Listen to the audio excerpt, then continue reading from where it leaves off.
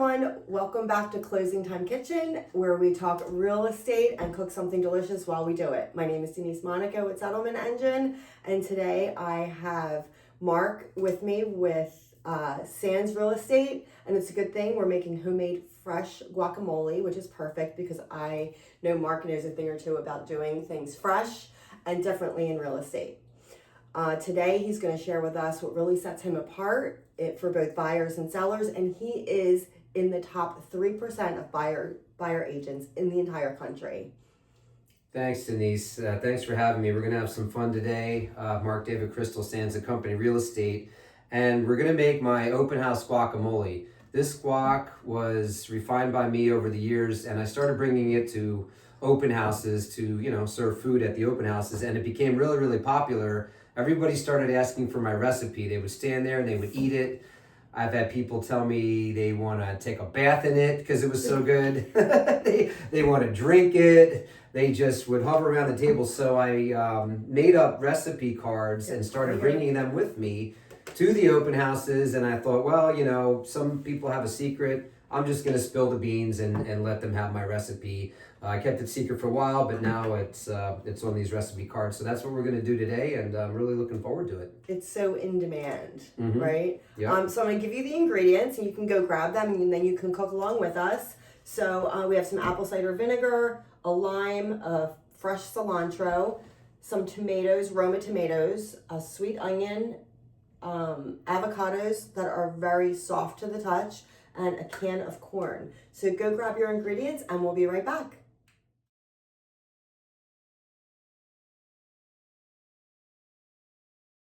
Hi everyone, welcome back. I hope you got your ingredients, and we did some prep work. I'm going to tell you what we did so far. We chopped up an onion and we put it in some apple cider vinegar, so you can see that right here. We opened up the corn, we chopped the cilantro, and then Mark diced up the tomatoes. But what he did was he took out this little fleshy part of the tomato, and we're just going to throw that away, or you could save it for another recipe and chop up the flesh. And he is preparing the avocados right now. So Mark, tell us, how did you get into real estate? I got into real estate from really more of a referral. When I was young, we were cutting grass and doing landscaping, me and my friend, as our summer jobs. And then my friend went off to be a realtor in Alexandria, Virginia, Washington, D.C. And when I saw him at a party about 15 years ago, he said, Mark, you really should be a realtor. I'm a realtor now, and I know you, and we had a business together, and he said, I think you'd be really good. So I went on to take his advice. I got hooked up with Bill Sands, who is the broker of Sands & Company Real Estate, because I used to do landscaping for him. He hired me. It's a boutique brokerage, and I got hands-on training from him this whole entire time. I've been with them for 10 years now.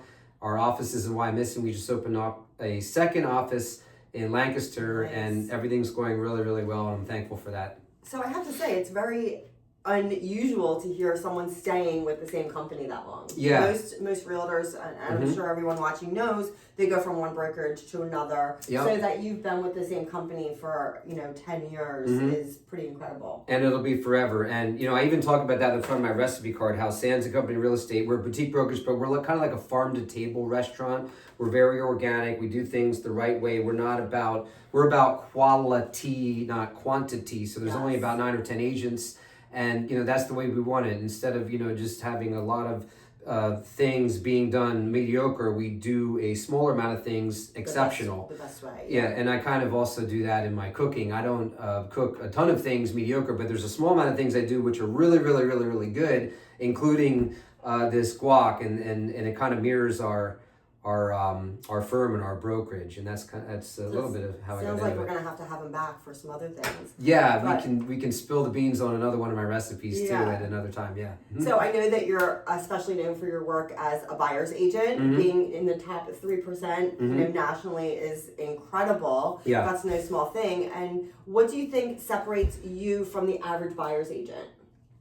Understanding the market and the mistakes that buyers have been making the last few years. And I actually did a podcast on this earlier this year. It's on my website, markcrystal.com, CRYSTAL.com, and it's a 40-minute podcast. I don't have time to get into the whole thing now, but there was a mistake that buyers kept making over and over and over again. I realized it, identified it, and I would coach my buyers, not to do that and to be aware of that. And that became very, very successful. It was a simple thing, but it was a mistake everybody was making. And I realized what it was, and I would coach my buyers not to do that. They trusted me, they understood it.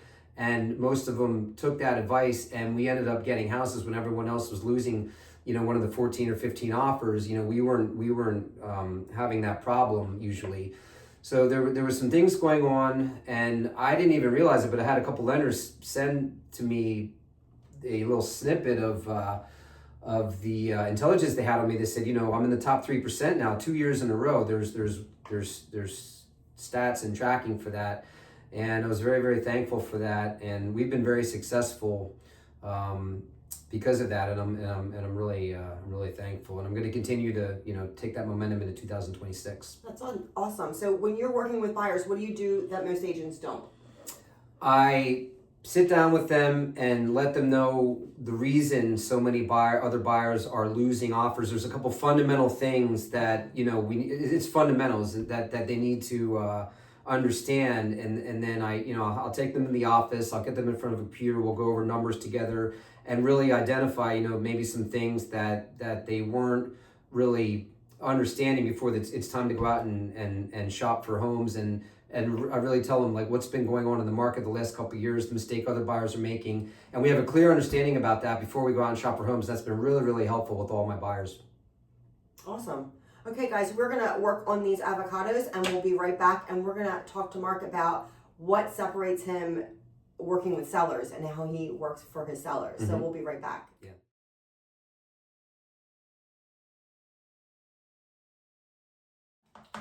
Hi everyone, welcome back. We took the pits out of the avocados, and Mark is mashing them in the bowl, and we are going to talk about what he does for listings, things that nobody else does. So what does that actually mean for a seller, Mark? It means everything. Marketing is everything when you're selling a house, especially when it's a bit higher end, maybe multiple acres, larger price point.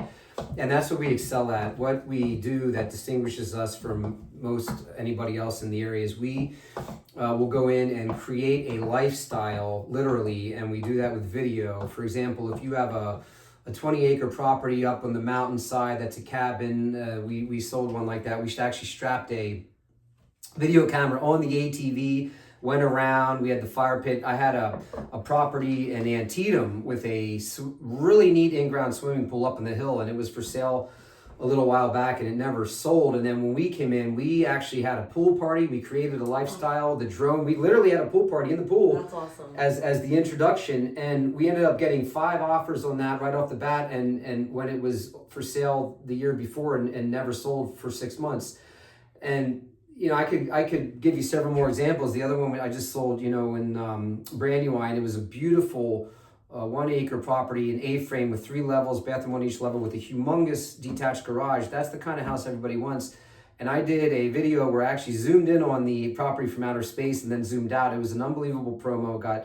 It got over 10,000 views. Wow. And that's the kind of stuff that we do. It's all about marketing.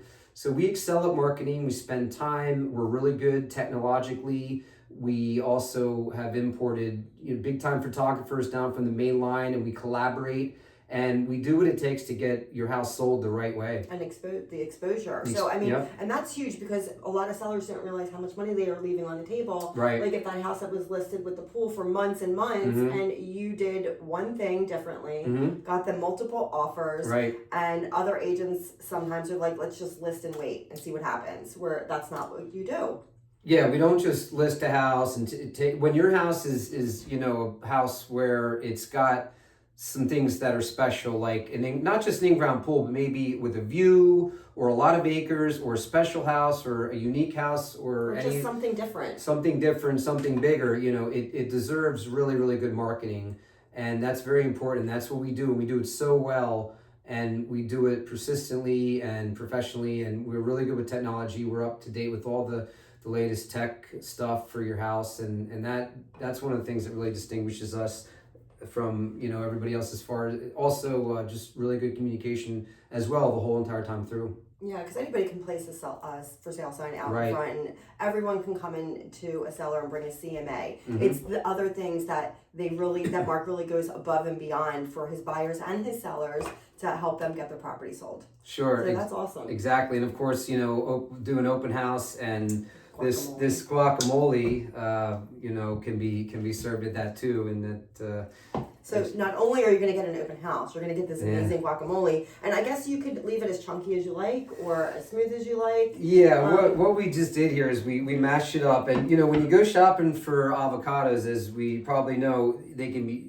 It depends if you're 4 days away from making it, you can get the ones that are really, really green and hard because they'll ripen in 4 days. If you want to make it the same day or the next day, Be a little soft. a little bit soft, brown, not too soft, because when you open it up, if it's too soft, there's going to be too much brown, and if it's too green, it's just going to be hard. Yeah. You want it that perfect texture. Now, the avocados we used today were just that perfect texture. It's a little spongy. Yeah. Just a little bit. And you see how it's all green on the inside. If you see a little brown, you can cut it out, but these were perfect. Perfect. And we put them in here, we mashed them up. So now that these are mashed up, we have these other ingredients. And the big thing with this guacamole, and I hate that because this is a secret, but it's not anymore. And this is what your guests are going to love. This is going to be the difference between this and every other guac they've ever had, is the onions marinating in apple cider vinegar. That does two things importantly. If nothing else, it takes the harshness out of the onion, it adds flavor to the onion, and that is really, really the key here. And everyone's going to taste that. They might not know what it is, you can tell them, but this is going to be the key to this guac, is that onion marinade, and just I just use Bragg's apple cider vinegar. It can be any, this has the mother, as they call it, in it, but any apple cider vinegar is probably good. Or you can keep it secret, like you did. Or you can just not tell Until anybody now. what you did. You can just say, hey, my guac has something special, and if you want to keep it secret, keep it secret. Yep. So we still have a little bit more for the onions to marinate. So once they're done, we'll be back and we'll put this all together. Mm-hmm.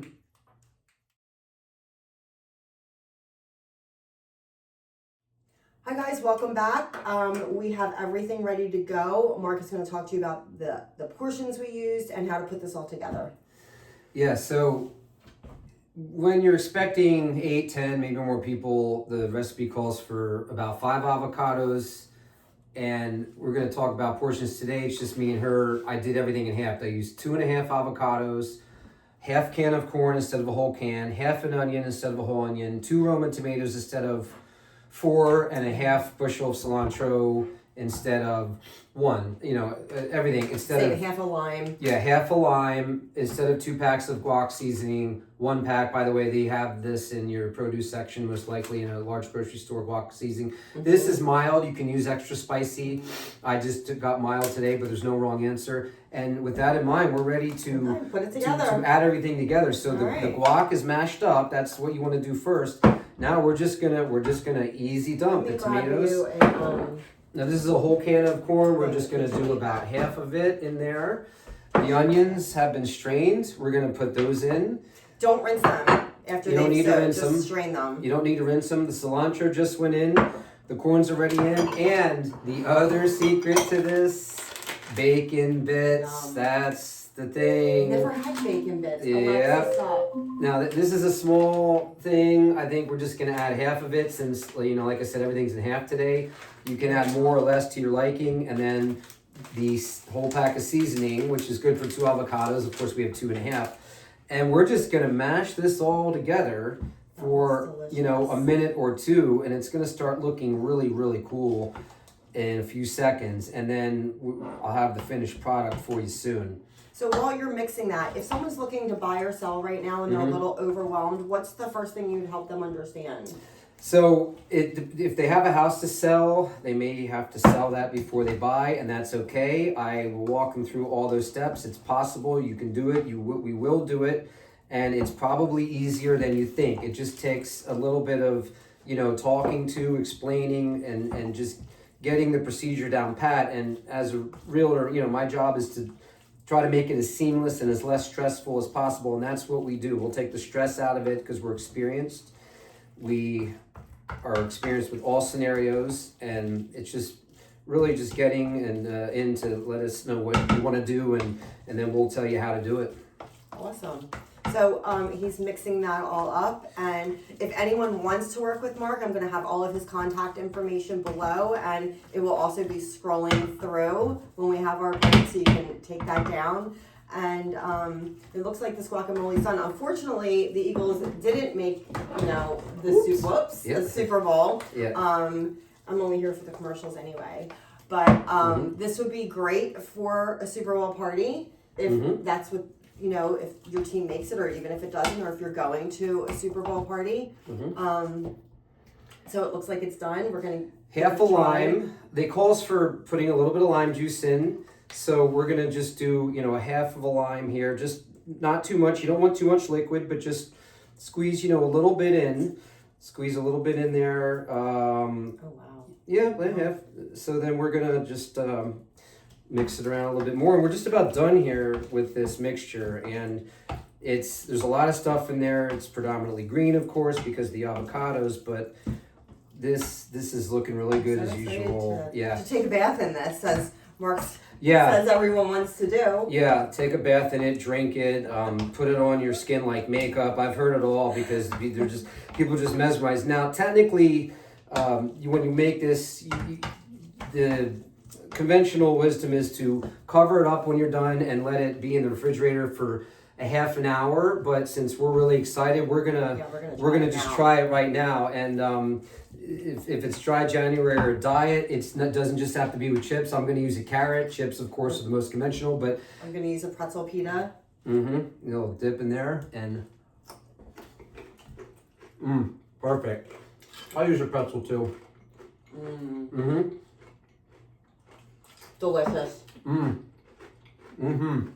Absolutely delicious. And furthermore, in addition to this being a chip dip, which, oh, by the way, the Super Bowl's coming up, this is versatile. This can be used as avocado toast. This also can be a really good spread. For example, if you're making a BLT or a turkey sandwich or whatever, just simply spread this like a big, thick, portion of mayonnaise. Instead of mayonnaise, just put it right on the sandwich as an additive, everything in, and it'll be really good. What about just a salad dressing? I mean, you could just mix your lettuce, everything, and just use this as a dressing. It's delicious. Or take a scoop and put it as a salad topper. Yeah. A vegetable dip, celery, carrot like I have. Chips, of course, we all know chips. But there's other things you can do with this other than a dip. And it's looking really, really good. It is. So it is as good as it looks. Yeah. Mark, thank you so much for being here, sharing your recipe and what really sets you apart in the market. To everyone else, thanks for joining this episode of Closing Time Kitchen. And I will have all Mark's contact information. And don't forget, it's always sweet at closing time. Impress your guests.